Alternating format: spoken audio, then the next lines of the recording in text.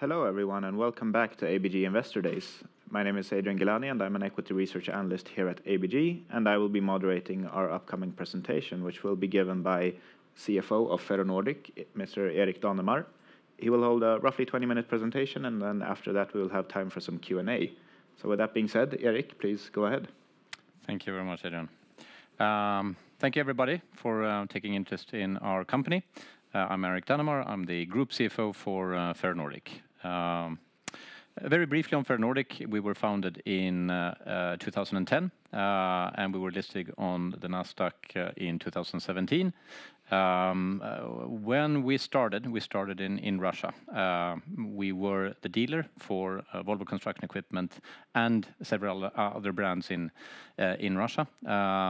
In December 22, following the conflict in Ukraine, we sold the assets there. And we were then left with our business in Kazakhstan and Germany. In Kazakhstan, we are a dealer for Volvo construction equipment since 2019, and also Mechalak and a smaller part of Sandvik's business, mobile crushers and screens. In Germany, we started in January 2020, a intensive period given the outbreak of COVID that time. There we are the dealer for Volvo trucks, so not construction equipment, but the trucks business, and similarly Sandvik mobile crushers and screens. And we do, besides sales, rental and a used business as well. We have that to some scale in Kazakhstan as well. And quite recently we announced an acquisition in the US. I'll get back to that later, but that's expected to close actually on the 30th of November, so very shortly. Something about where we were and where we are now, and there was a big hump between these periods when we were at our biggest level in Russia. But when we started, 160 people, a little bit more than 1 billion Swedish revenue, and 6 outlets. Today, 502 employees across Group Kazakhstan and Germany, 360 coming in from the US business once that closes. Revenue 2.6 billion Swedish. US revenue in 2022 was $308 million US. Those are audited numbers. And outlets 29 and 13 coming in from the US. Below, very briefly, you see a distribution between aftermarket sales and new equipment sales, and then other, mostly rental. Aftermarket is where the bigger margins are, so that's a very important part of the business.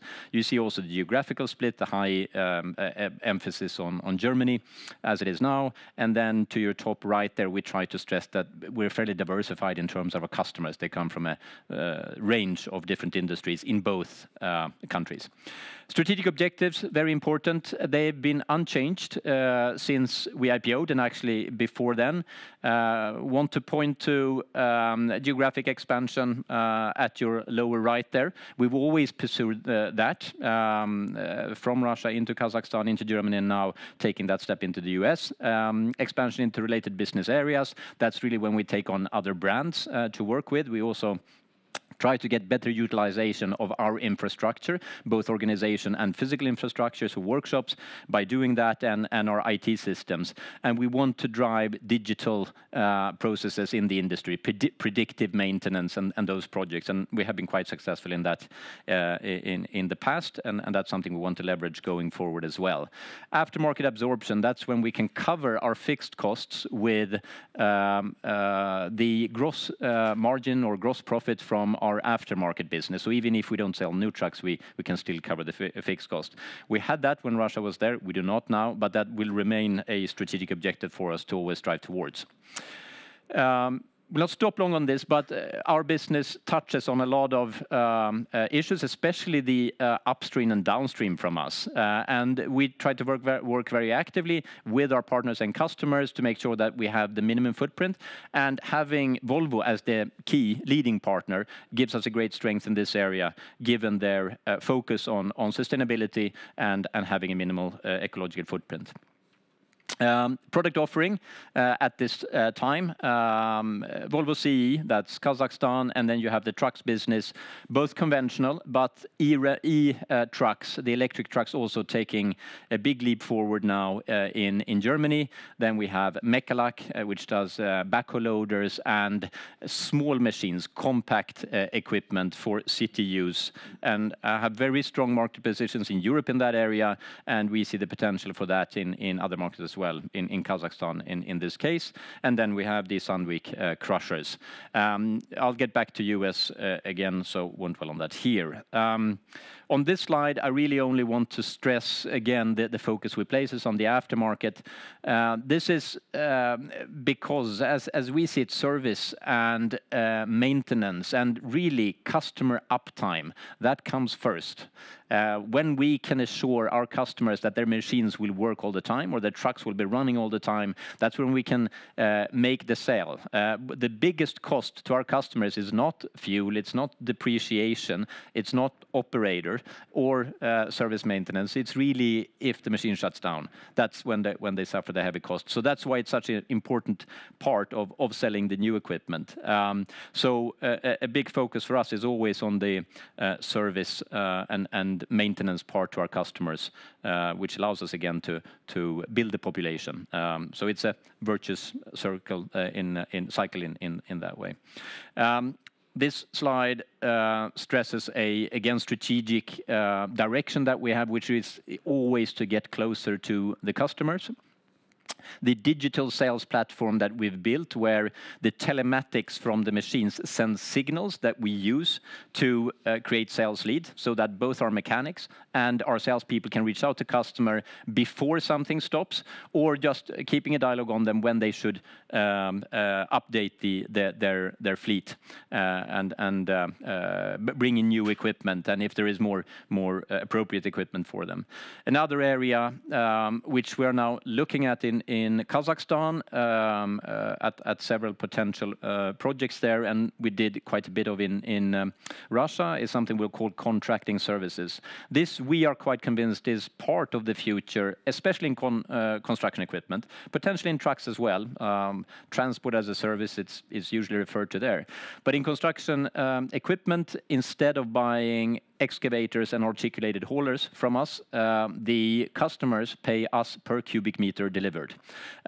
So we own the machines, we hire the operators, we run the service, we have the spare parts storage on site, and the customers pay us again per cubic meter or ton or kilometer, usually a combination of the three, that we deliver to the point that they need.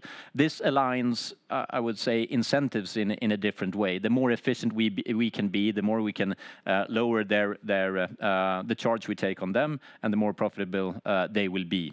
So again, quite certain that that's a big part of the future, and a place that we definitely a space that we want to occupy. This slide really just to show you where we are in Germany. In the heart of European transport is one of the way we look at it. Germany in the middle as the biggest industrial country in Europe, and us in the middle of Germany. And again, to get you a sense of what it looks like in Kazakhstan, this is where we are at the moment. We have a head office in Almaty, on the very border to China there, and a special focus on road construction we have in Astana. That's a very big area in Kazakhstan. It's a country that puts a lot of investments into infrastructure at the moment. US then, our new frontier.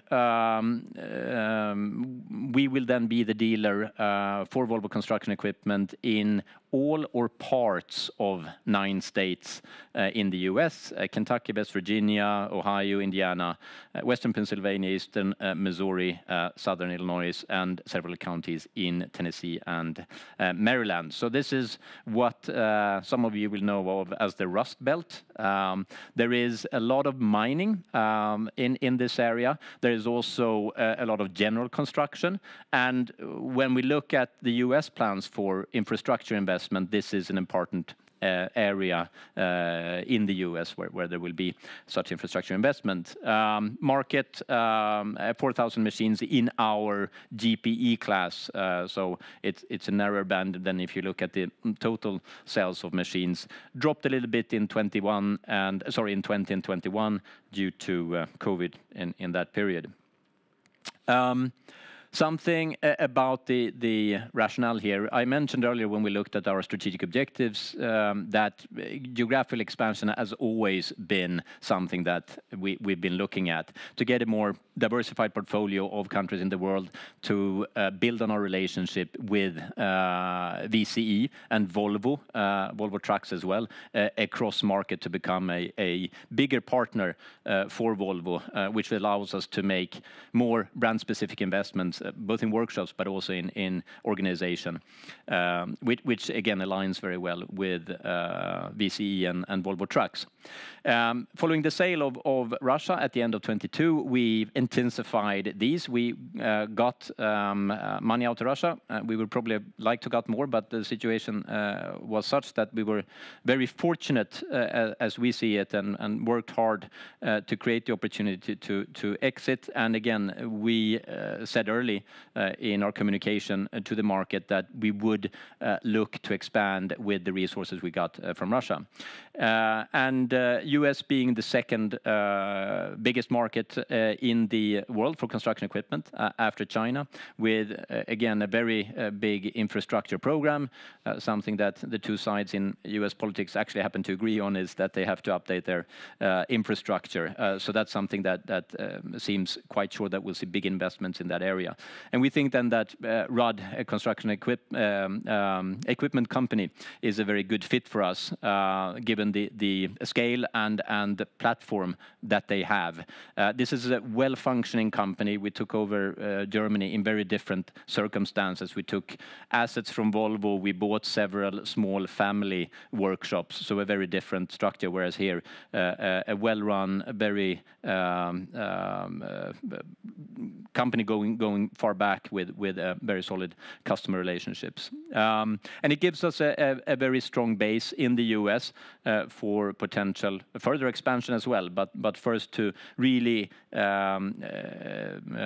develop the potential that we see in this business, and we do think that it can be driven further, and that there is more potential than is currently being found in the company. A little bit about Rudd again. It was founded in 52 by the current owner's father, based in Louisville, Kentucky, 13 outlets, 360 employees. And it's one of the biggest distributors for VCE in the US. They have a few more big ones, but it's a bit of a patchwork in the rest of the US, so this is one of the bigger ones. And they also have other brands. Hitachi Sandvik Linkbelt. Linkbelt does cranes. And as you can see here from the next bullet, VCE is, however, about 70% of the total revenue, so that's clearly the leading part. In 22, Rudd had sales of 308 million and an EBIT of 16.5. That's converted to IFRS. They report on US GAAP by the company that we have worked with on the due diligence for the acquisition. So 5.3% EBIT margin there on that basis. And we can see in the first 6 months of 23, a little bit lower if you would pace it over the year on revenue, but as it were a bit stronger, so close to 7% there on EBIT.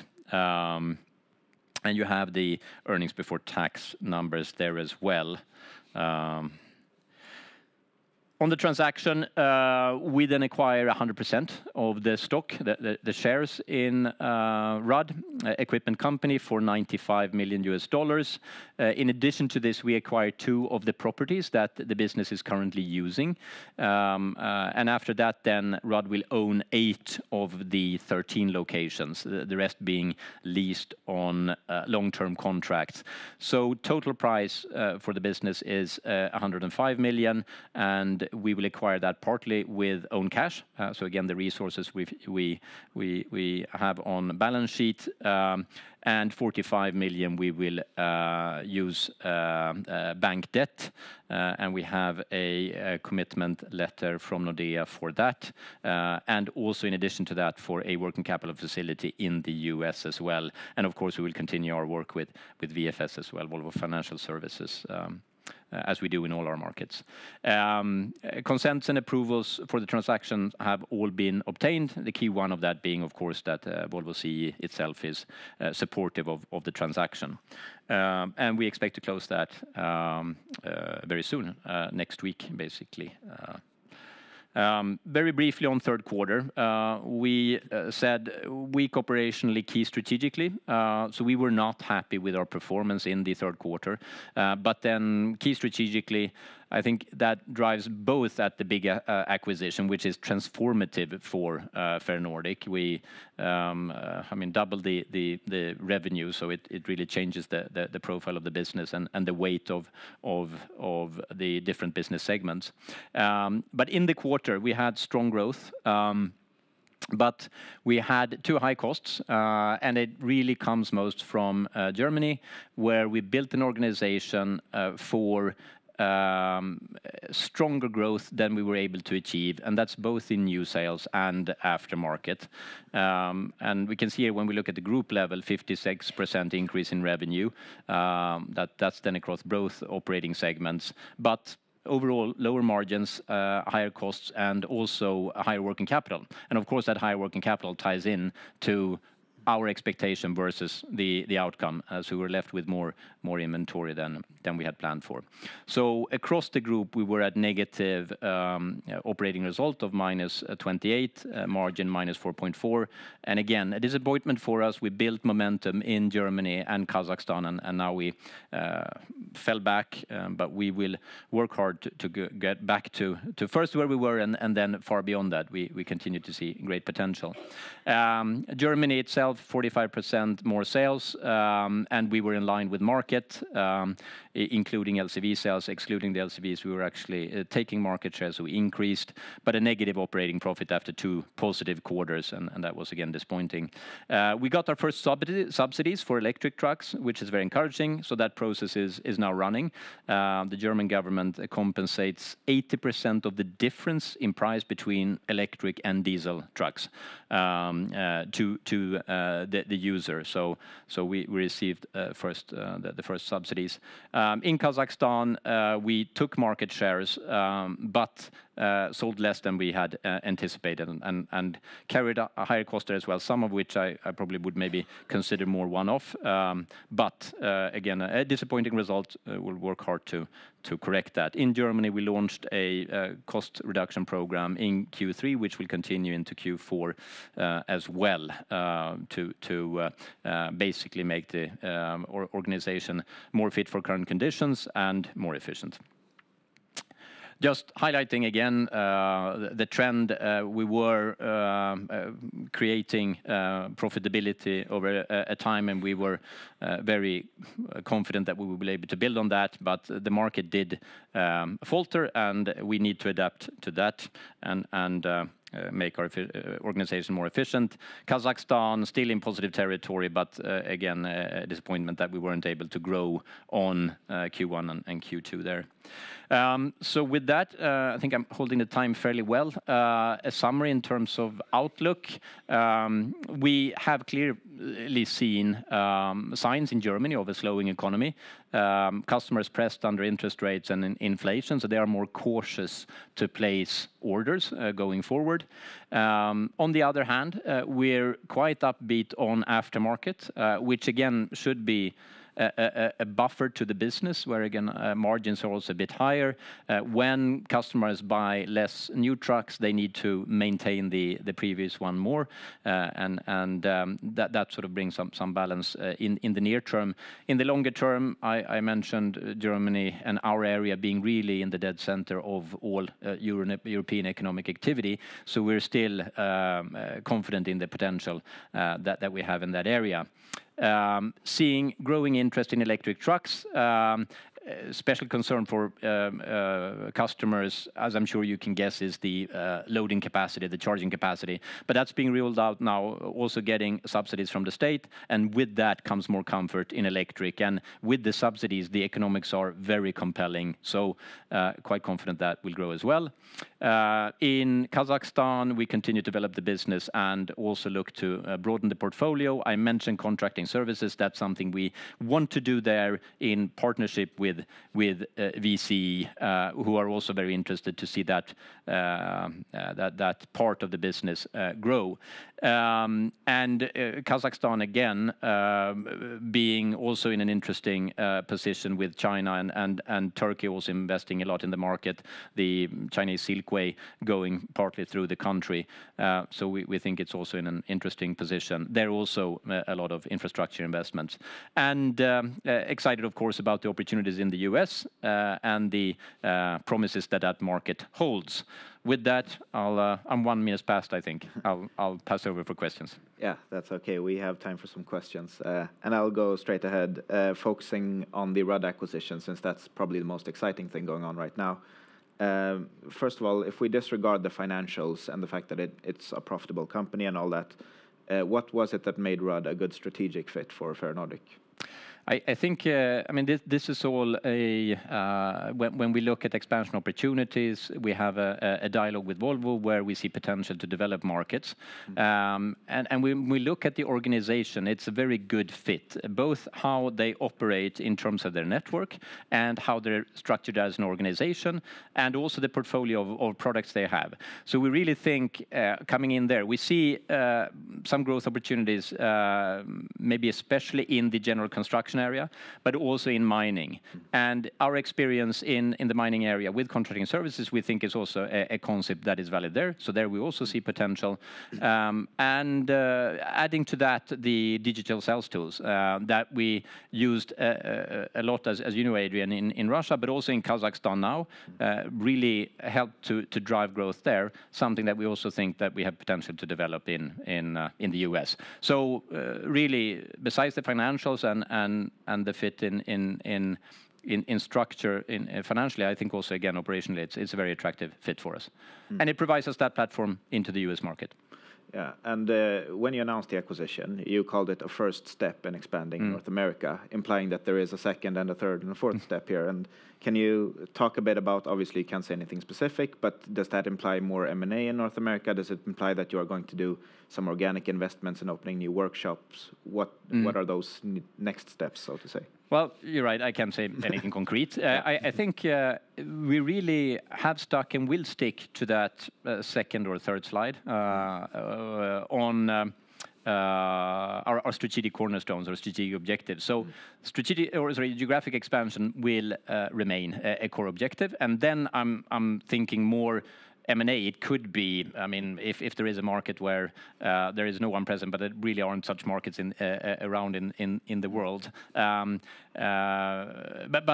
then I'm thinking more that we will continue to look for such opportunities, meaning M&A. I think also we have to digest and pace ourselves and make sure that we have the financial stability and financial strength to move forward. But look at opportunities. We will continue to do so. And then organically, yes, there is more room for workshops in our area, but it's running well as it is now. So we will be probably quite cautious or methodological in how we develop that. And also expansion into different business areas. We'll continue to review the portfolio. Is there potential? And here it has to be a complementary product to VC. That's how we see it, or to Volvo Trucks in Germany, so that we build more. We have that in Kazakhstan, where customers want a product package. And if we can only offer parts of that package, they sometimes terms of competitors like Caterpillar or Komatsu. So we want to make sure that we can offer everything. And if Volvo doesn't have everything, they're only happy for us to bring in complementary products. And then contracting services, also an expansion opportunity there in the US as well. Yeah. And then from an organizational standpoint, you become sort of a global company now, or as of 30th November at least. Is this going to impact the German business? Are we going to see some synergies between Germany and the US, or are these going to operate more like two separate units? I think more, I mean, if we look operationally, and especially initially, more as separate operational units. And I think given that Germany is Volvo Trucks, and Kazakhstan is construction equipment, US is construction equipment, I see maybe more actually cooperation between cooperation. It's more crossover that we can, again, the way we utilize the digital sales in Kazakhstan is something that we can apply in the US as well. Probably best practices in the US that we can bring to Kazakhstan, etc. So of course we will try to look at such synergies also with, I mean, the trucks business where we have practices that we think work well. We'll bring them across the rest of the organization. And we have a few such initiatives that we note specifically. But I think, I mean, to your question, at least initially, operated quite separately as a group when it comes to balance sheet and financial effects. Then, of course, it's inevitable that we'll be a group that where we try to operate as efficiently as possible across the financial markets that we're involved in. Okay, that's very helpful. And with that being said, I think we've unfortunately run out of time. So I'll just take the opportunity to thank you for your presentation and for answering all of my questions. Thank you. And thank everybody for their interest in Ferronordic.